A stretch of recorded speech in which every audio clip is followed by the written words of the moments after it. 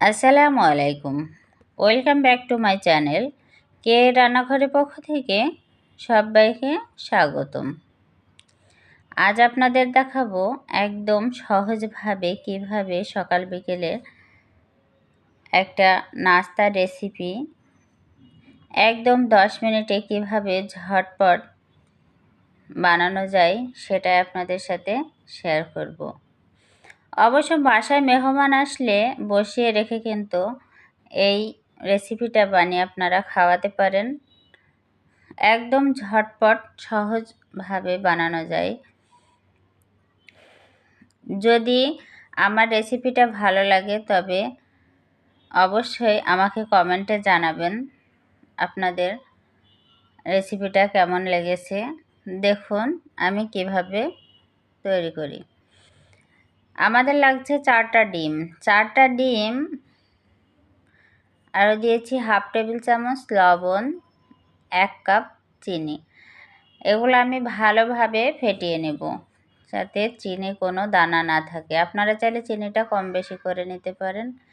ডিমের উগ্র গন্ধের জন্য আপনারা চাইলে লেবু রস ব্যবহার করতে পারেন। এখানে আমি 1 টেবিল চামচ ভ্যানিলা এসেন্স দিয়েছি।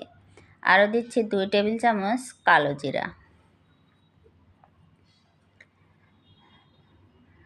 এটা ভালোভাবে ফেটিয়ে নেওয়ার পর এখানে আমি বড় কাপের 2 কাপ ময়দা ব্যবহার করব। অল্প অল্প করে দিয়ে একটা ডো বানিয়ে নেব। চাইলে আপনারা আটা দিয়েও করতে পারেন। দেখুন এটাকে আমি ভালোভাবে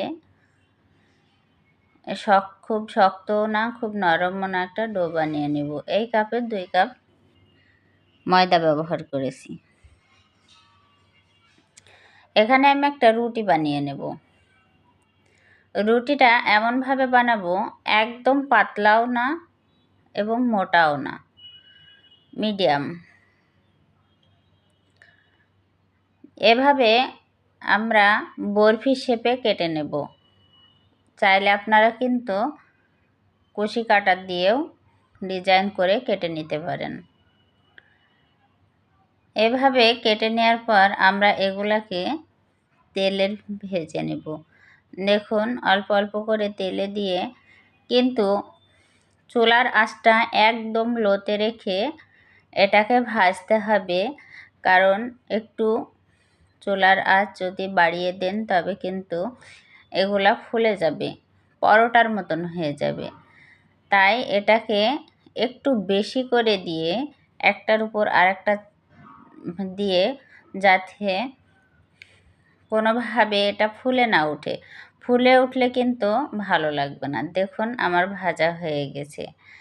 আর এই রেসিপিটা আপনারা এত সহজে ঝটফটভাবে বানিয়ে খেতে পারেন যে আপনারা না বানালে বুঝতে পারবেন না আপনাদের কতটুকুন সময় লাগতে পারে। রেসিপিটা যদি ভালো লাগে অবশ্যই লাইক, কমেন্ট, শেয়ার করতে ভুলবেন না।